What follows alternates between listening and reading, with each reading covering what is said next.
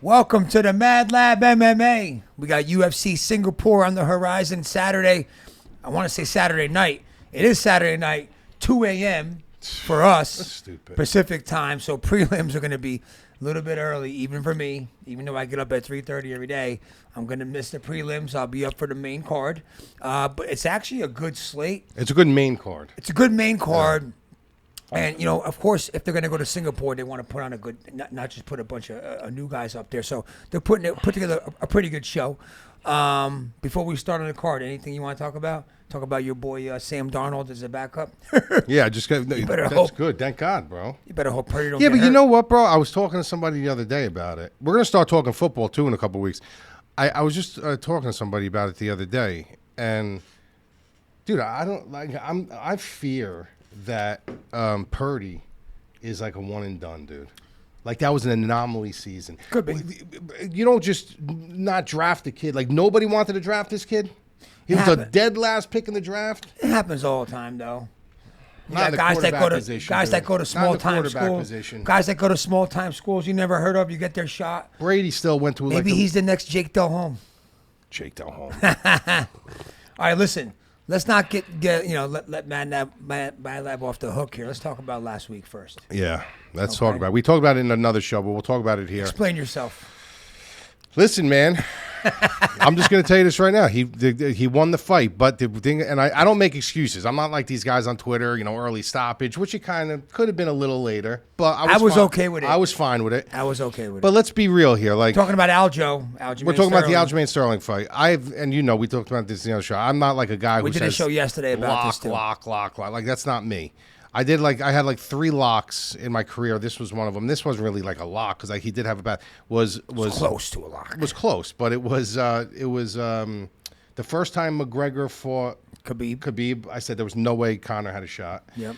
And then when Conor fought Mayweather, I said he didn't have a shot. Those were like my locks. This one, I said, yeah, I gave him a path. The problem with this fight is we still didn't learn much. Like the fight never played out. And for people that took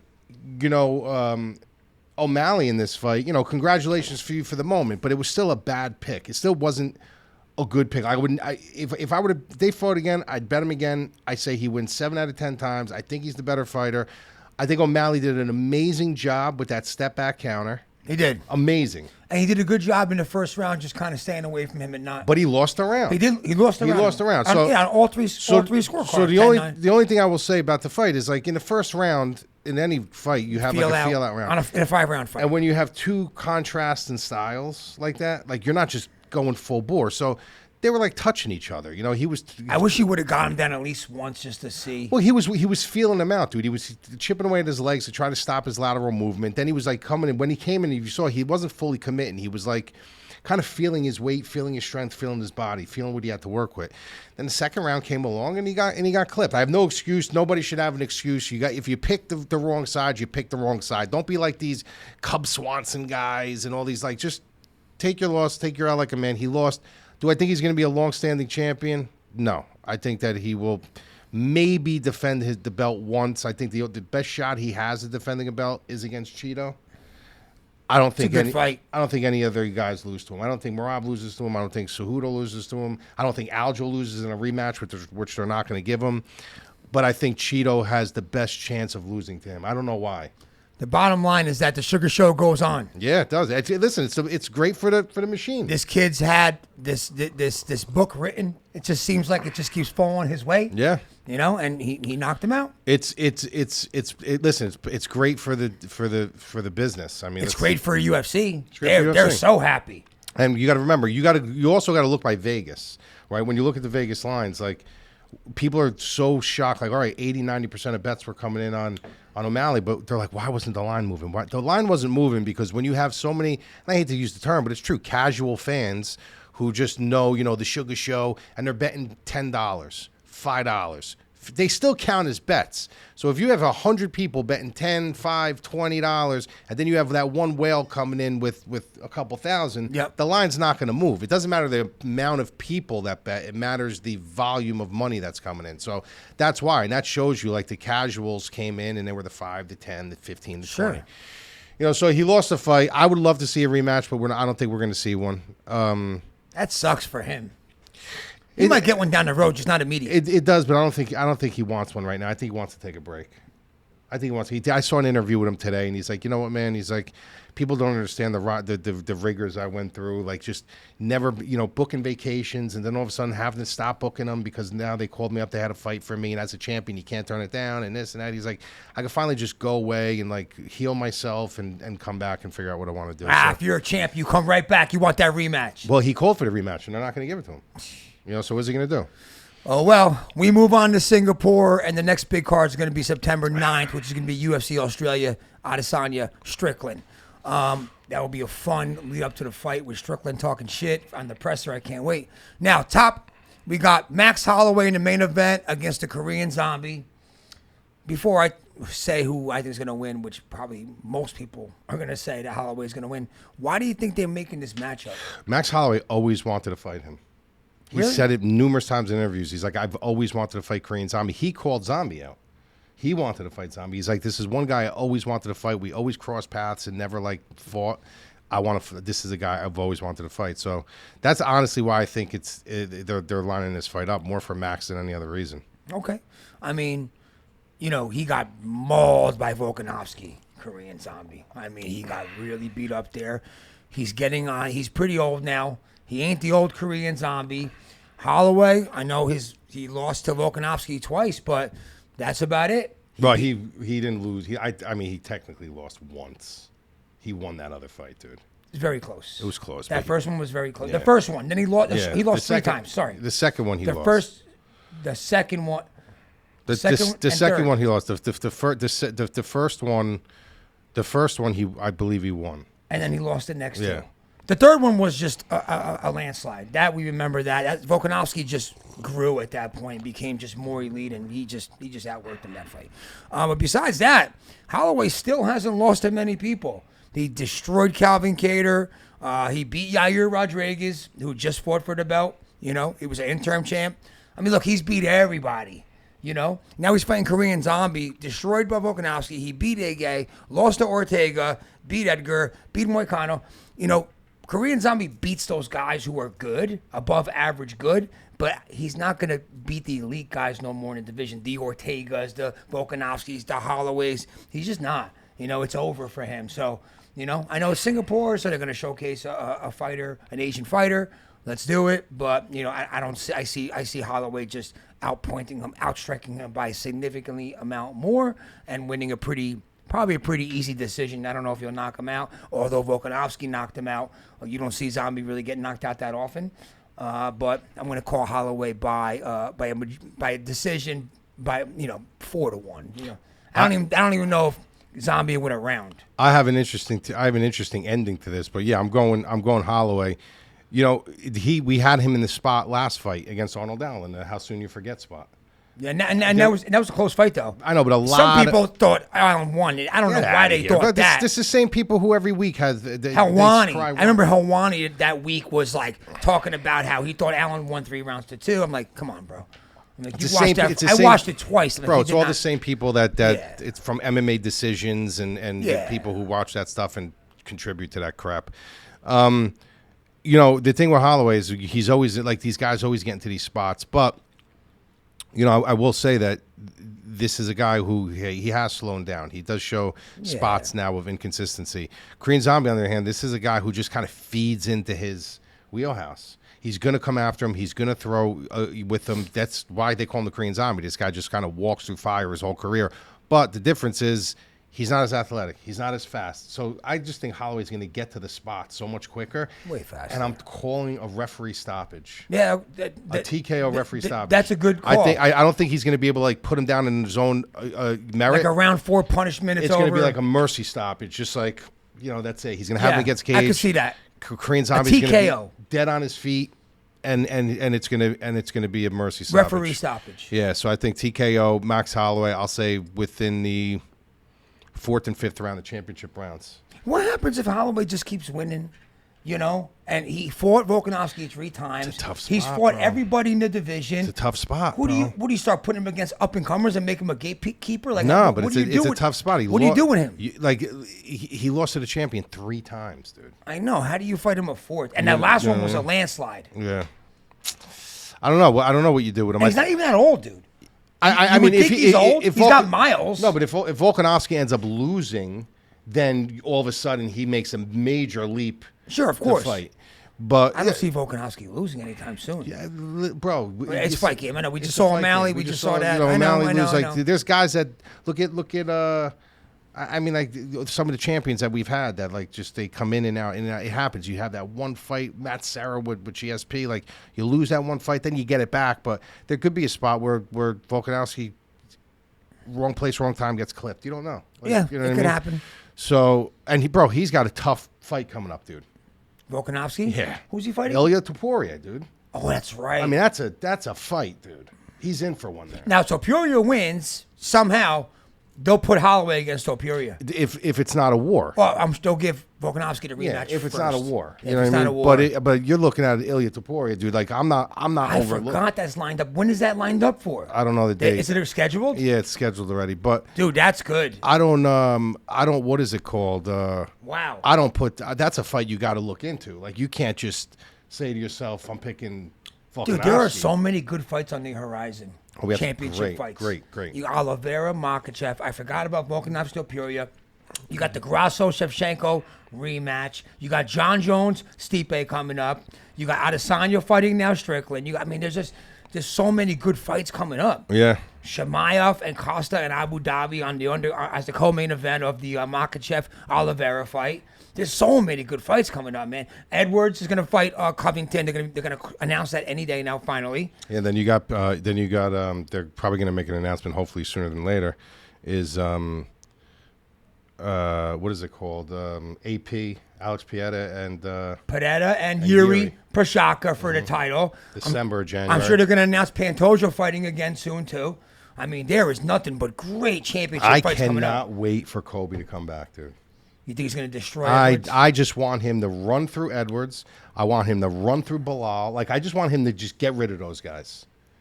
And then what? Back to Usman again? Well, I just want him to be the champion, dude. I want him. Everybody hates him. You love him. I love him, dude, because he's legit. His bro. Instagram. He things loses. are so funny. Look at the fights that he loses, bro. He's losing by a hair, dude, to the best of the best. Yeah. You're telling me, bro, he's gonna run through Bilal, and he's gonna run through Edwards. I think he'll run through both of them. I think he's gonna run through. Usman just has his number. You know, and I can't wait for it. And then I can't wait for the light heavyweight division to finally have a champion. I mean, what the hell's going on here? You know. What do you think about, before we go to the next fight, think about... Who do you think, let's do a prediction right here. Who do you think is going to be the next light heavyweight champion that actually retains and defends the belt at least once? Dude, I tell you, if Pereira fights strikers, I don't even know, man, because, I haven't seen Yuri fight in a long time. I know you're not a big Yuri fan, but, man, like, when you looked at him against Dominic Reyes, man, he looked amazing. But then again, Reyes was kind of on the downside. I don't know what to make of Yuri. We didn't see him fight enough. I'm not sure. If, Pereira, he didn't look that good against Blachowicz. No, he didn't. I know he was really afraid of the takedown after that first round. Of course, then he was, tentative the rest of the fight. I get that, too. But, he didn't look like the Pereira against Adesanya. Yeah. I think it's maybe those guys are that much stronger up there. Maybe he doesn't have that much of a power advantage up there. I think it's going to be Alexander Rakic, dude.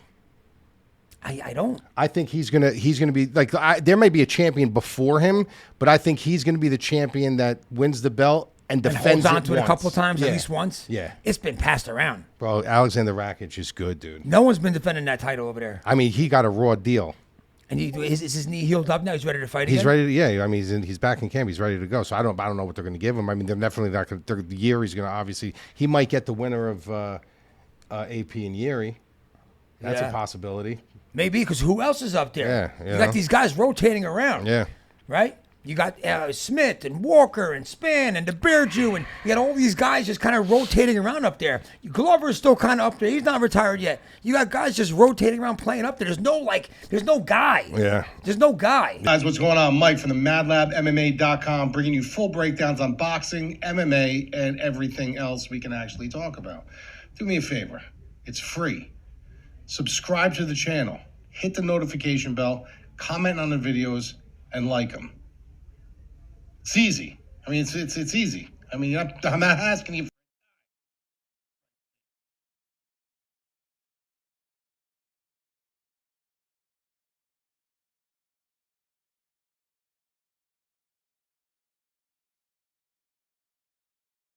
Yeah, there's no guy. You know? So anyway, next fight on the card. Oh boy. Anthony Lionheart Smith, Ryan Superman Spen. Bro. All right, listen. You know I always get MadLabs back when it comes to Anthony Smith. We're gonna listen. I'm gonna just tell you this. I'm gonna forewarn you. Last fight, I'm gonna forewarn you right now. If you pick against him in this fight, we're gonna have a bet. We're gonna have a bet here. After that last fight against Johnny Walker, Uh-huh. I don't know what he was doing in there. And then he was yelling at Walker, saying, "Don't talk about my family." And Johnny Walker's like, "What are you talking about?" I don't even know what was going on in his head. Yeah. I don't know if those teeth that fell out a couple times knocked a couple screws loose in his brain. Yeah. But I think he's on the wrong side of it, bro. I don't see him being normal again. Like, just look at Chris Weidman. You know, last fight, that was so horrible to watch him come back. I'm not saying he's a Chris Weidman. I'm just saying I think that maybe he got his bell rung one too many times and it's over for him. And then I forgot that Span lost to Krylov, though. When you said that before, I was remembering when he beat Reyes and he destroyed him in the early first round. Yeah, then he put him Kutalaba. When he trained for that fight. And this guy's known to either train or not train. So I don't know if Reyes also lost like 4 of his last 6. I know. And I don't know if Span's had a good camp or not. This guy's either no camp or full camp. So I don't know if he's trained for this fight or not. I don't know if you have intel on that. I really don't. I've been looking. Because he says the same thing all the time. I'm taking it more seriously now. But bro, even his nutritionist, literally has to work in potato chips to his diet. That's how undisciplined he is. That's really bad. It makes me not want to. He's like, I'm taking things really, really serious right now. I'm taking things really seriously. He's like, but it's not easy. Even my nutritionist, they add potato chips into my diet. I'm like, what? Like, come on. That being said, I know what you're doing. You're going to Span. I'm going to give Anthony Smith one last chance here, and I'm taking Anthony Smith by decision for the last time. If he fails me this time, I'm never picking him again. This is me too. This is my last hurrah with Anthony Smith. Anthony Smith is my boy. I love Anthony Smith, but this is my last hurrah with him. I'm going Anthony Smith by finish again. I think he's going to finish him again. He finished him last time. Yeah, I think he's going to finish him again. Submission? I don't know. If he's going to finish him, I'm thinking it's by submission. I don't know. He can finish him on the feet too. Span's got a good ground game, dude. Span's not a terrible ground. But I'll say Anthony Smith by sub. Yeah, I'm going to say Anthony Smith by sub in the second round. There you go. This is the last time I'm picking you. I'm not doing this again, Mike. I did this with Ferguson. I did this with Weidman. You know why he didn't pick Span? He didn't pick Span because I was going to make him eat a whole cream cheese bagel on camera. It ruined my diet. I can't do that. All right, next fight on the card. I've been waiting for this guy to fight again. Giga Chikadze. Yes, he said it right. I said it right. Usually he says Chickadaisy. Chickadaisy. Giga Chikadze. Alex Cesaro. So, when I saw him fighting, I'm like, yo, where the fuck has this guy been? Yeah. Last time we saw him, he was hot, running through the division. He ran into Kelvin Cater, and he got his ass handed to him. He got gassed out, remember? He came in there so confident that he was going to blow through Cater and get a title shot. Yeah. And boy, did he have another thing coming, man. He got humbled. He got a slice of humble pie. Cater really fucked him up. And then when I went online to look, he was out for 4 months. He got hurt. He had 5 surgeries. 5 surgeries, yeah. Right? And then even after that, he was ready to fight. But they didn't have fights for him. Everybody kept getting hurt. They tried to fight him against Ortega. But there was also people that wouldn't take the fight. People wouldn't take the fight. And then Ortega, Sadiq Youssef, and Jung, all those fights fell through because they all got injuries on the other side of it. So he's been waiting. I think the plug just came out over there. He's been waiting to fight for a while now. I'm looking at this as we're going to see. I don't know what happened. Yeah.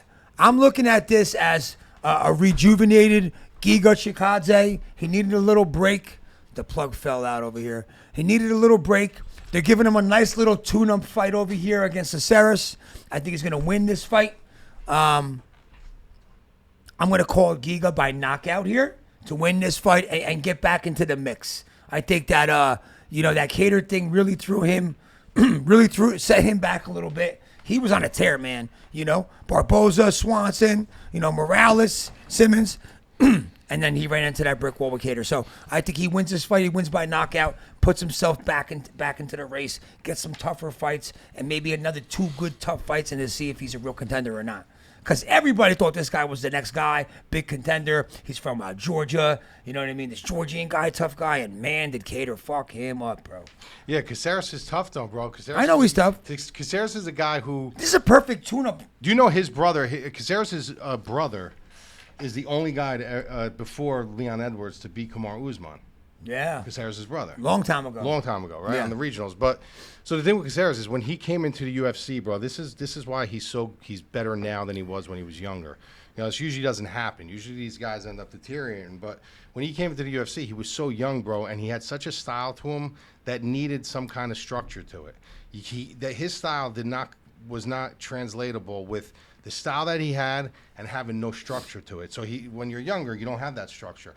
As he got older, he got structure, and that structure translated into his game with patience and not being so off the wall and not being so unchained, but still being tricky, still being dynamic, still having his reflexes. So his game is priming and maturing later in life. You know what I mean? Because the kid's a mainstay right now. The kid's been here for a long time. So when you look at him, like, what do you do with this kid now if he really starts winning? Like, really think about it. He won 4 of his last 5. Like, he beat Pineda, beat Arosa, he lost to Yusuf, he beat Choi, he beat Kroom. Like, what happens if he starts winning 2 more fights, 3 more fights? Like, what do you do with Caceres at this point?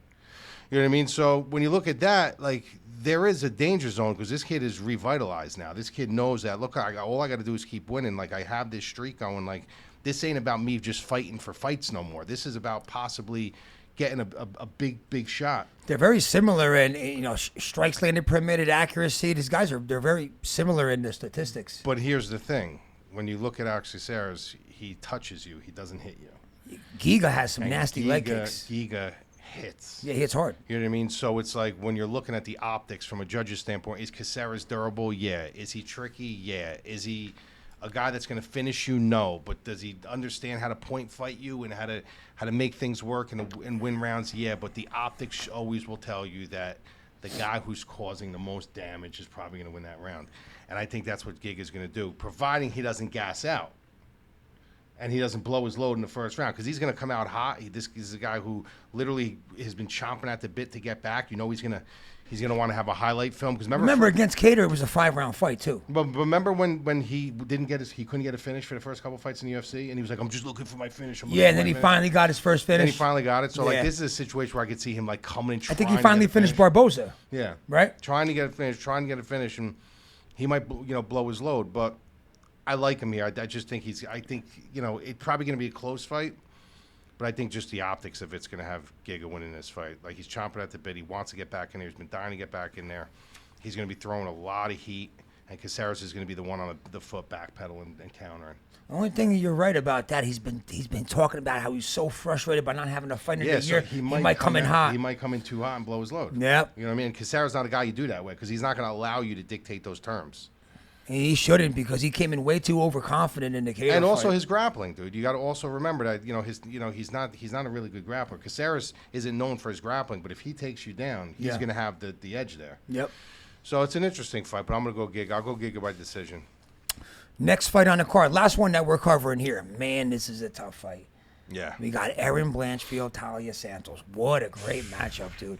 Blanchfield's from MadLab's hometown, right? Oakland Park. I grew up 2 towns away over there in New Jersey. I grew up in Hasbrook Heights, Saddlebrook, Lodi, Garfield. So that's all the same thing to us. We grew up in the same area, and she's hometown for us, right? And she's been climbing up the ranks, close to getting a title shot.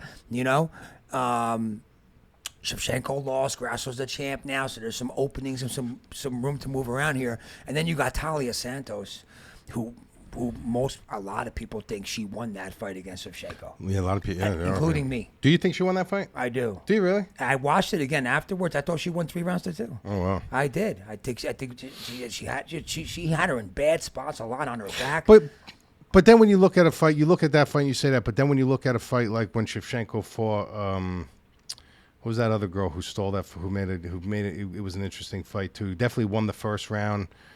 I forget her name, but I get it. I see what you're saying. Go ahead. So, hey, this is I like Talia Santos a lot. I don't want to root against our hometown over here, Blanchfield, but man, what a tough spot, bro. It's a tough spot. My first gut when I looked at it was just like I'm gonna pick Santos here. I think she's still a little overlooked and underrated. Her grappling's ridiculous.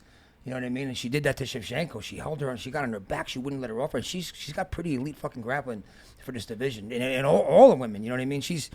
And Blanchfield too, though. Like she I don't know, bro. I don't even know if I'm decided. Listen, about I think Talia Santos has got good grappling, but she doesn't have. You don't think? She doesn't have the level of grappling of Blanchfield. No. No. And look, you would know better than me. She does. She's got good grappling, but she doesn't got. There's a difference. There's a difference in their training. You know, there's a difference in their training. When you look at somebody like, you got to remember, she's not even a black belt in Brazilian Jiu-Jitsu. She's just very top heavy. Yeah. She knows ground control. She's very top heavy. She knows control. She's got very powerful punches. You know, she's I would say she's an okay grappler. You know, for. Do you think Blanchfield has the advantage on the ground? Not even close. Not even close. If that thing goes, the only thing that scares me with that is Blanchfield. If you watch her fight, she doesn't seem like she grew into her strength yet. You know what I mean? And it's like Talia Santos is like she's like got that like Lauren Murphy strength, like that that power where she grabs you, she could ragdoll you and throw you and control you. And I don't know if she's ready for that yet. You know what I mean? I don't know if she's ready for that yet. It's a tough spot for her. But if she gets this to the ground, you're going to see a very big difference in what I'm talking about the level of your instructor. You know what I mean? Like Carl Pravik is one of the underground elite instructors. To be a black belt under him, you do not get that. He don't just say, here you go, and hand that out. You know what I mean? He's not some guy that like, you can bring a black belt probably from any other place in the area. You name the state outside of like the Henzos and the Danahers and stuff like that, and you bring a black belt of yours in there to that school, and you're getting tapped by a blue belt. I mean, they both are hovering 80% takedown defense too. Is this a game of whoever can get it to the ground? But that's the whole thing. It's like if she has an 80% takedown and she's got that old woman strength, that mature woman strength. How's Blanchfield's gonna have to utilize a lot of trips, a lot of inside trips, a lot of tricks. You know, I think Blanchfield's got good striking, but she don't want to stand with her for too long. Like she wants to get this to the ground. So I think she's kind of up against it here from that perspective, but. I think she's going to sub her, dude. You think Blanchfield's going to sub Santos? I think her thing is just raw, almost like the O'Malley thing, bro, like you were talking about, like what Volkanovski was saying. I just think this is like her time. It's just... It is getting written for her, too. She may get to the main spot. She may get to the championship fight and maybe lose, but I think she's going to roll until then. You know, so I think I'm gonna take her by... This might be the best fight on the card. Yeah, I'm going to take her by... by submission? Second round sub. By second round sub. Yeah. All right, well, I'm not going to go against hometown either, though. I can't. All right, that's Bergen County for us. I'm rooting for Blanchfield. Man, this is a tough fight, and a fight I'm really interested in. Wow, brother, this is crazy, dude. What like, I mean, they're like equal in everything. What a matchup. When I saw this, I was like, damn, what a matchup. And they're both going to be in Singapore. See, the whole thing is I don't think Santos is going to try to take her down.